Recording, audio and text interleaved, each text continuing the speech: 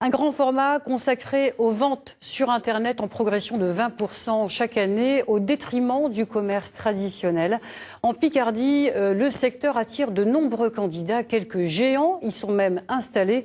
Certains se lancent mais n'ont pas les armes suffisantes pour se faire une place. Nous avons rencontré quelques-uns de ces aventuriers de la toile. Ce grand format est signé Flore Fenouillet et Bruno Pilet.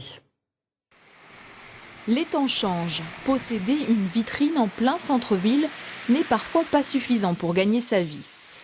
Il y a 5 ans, Françoise Deludon reprend la boutique de presse de cette commune de moins de 5000 habitants. Pour développer sa clientèle, elle multiplie les services du relais colis aux ventes de cadeaux jusqu'à créer un site de vente en ligne. Objectif, écouler ses stocks. Donc j'ai contacté un hébergeur spécialisé dans le e-commerce, qui m'a en fait loué une ossature que j'ai meublée, paramétrée, meublée, et je tiens à jour régulièrement. Une démarche qu'elle qualifie elle-même d'artisanale. Parfois, les semaines passent sans une seule vente. Parfois, le site reçoit une commande d'acheteurs étrangers. Internet représente entre 10 et 15% du chiffre d'affaires global de cette commerçante picarde, pas vraiment à la hauteur de ses espérances.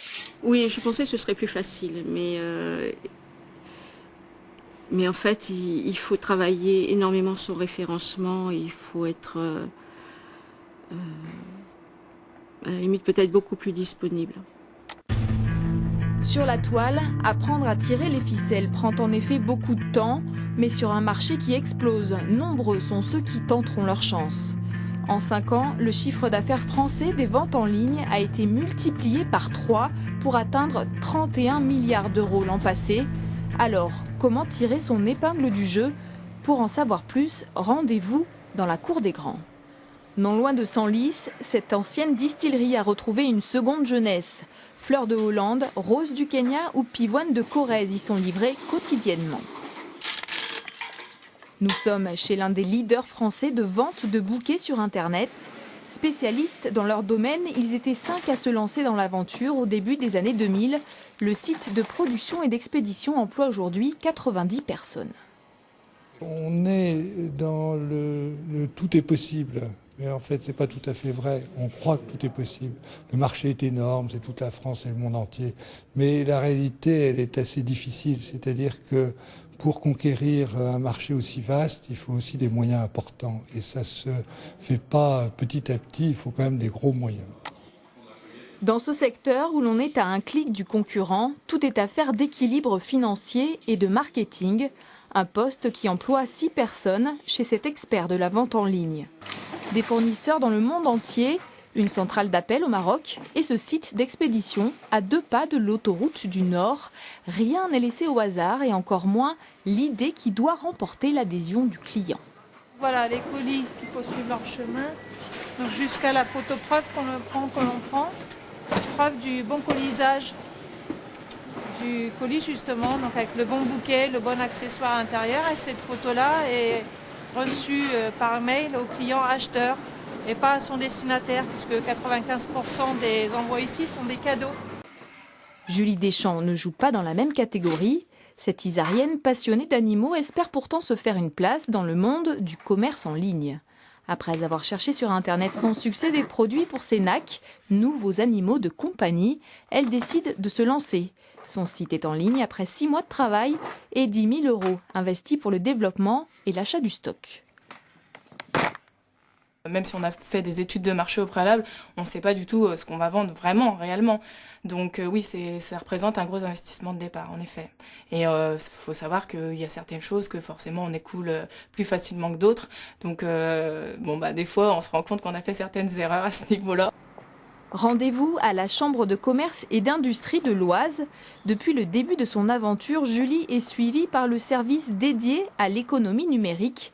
Premier du genre en Picardie, il accompagne 150 projets par an. J'ai peut-être pas assez approfondi justement sur quels produits me positionner, enfin lesquels mettre le plus en avant. C'est quelque chose sur lequel on peut t'accompagner sur la fin d'année éventuellement. C'est essayer de redéfinir ensemble les produits. La jeune entrepreneuse du web enregistre une vingtaine de commandes par mois. Avec une moyenne de 600 € de chiffre d'affaires et des crédits à rembourser, ça n'est pas suffisant pour vivre, mais elle s'y était préparée. Sur Internet, beaucoup de secteurs sont déjà bouchés, sont déjà fortement concurrentiels ou sont déjà en tout cas remportés par des géants du e-commerce.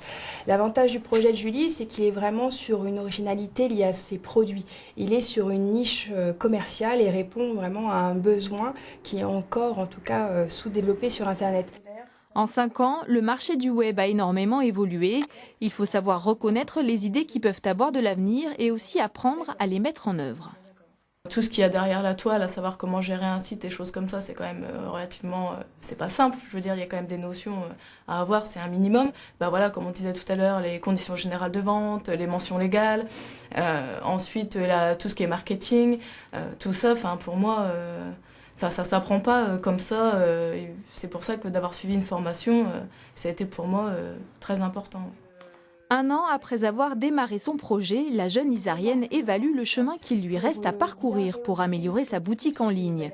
Se faire connaître sur des forums, développer sa propre gamme de produits, réduire les coûts de livraison. Objectif, attirer et fidéliser l'internaute. Il faut, je pense, se mettre à la place du consommateur qui est devenu un consommateur très exigeant et qui aujourd'hui a l'habitude maintenant de naviguer sur Internet. Il faut un site Internet qui soit vraiment professionnel, qui respecte les règles marketing, qui ne soit pas des sites longs à charger techniquement. Il faut que le site Internet attire tout de suite l'œil de l'internaute en 2 secondes. La Fédération du e-commerce et de la vente à distance annonce 60 000 emplois créés en France l'an passé grâce aux ventes sur Internet.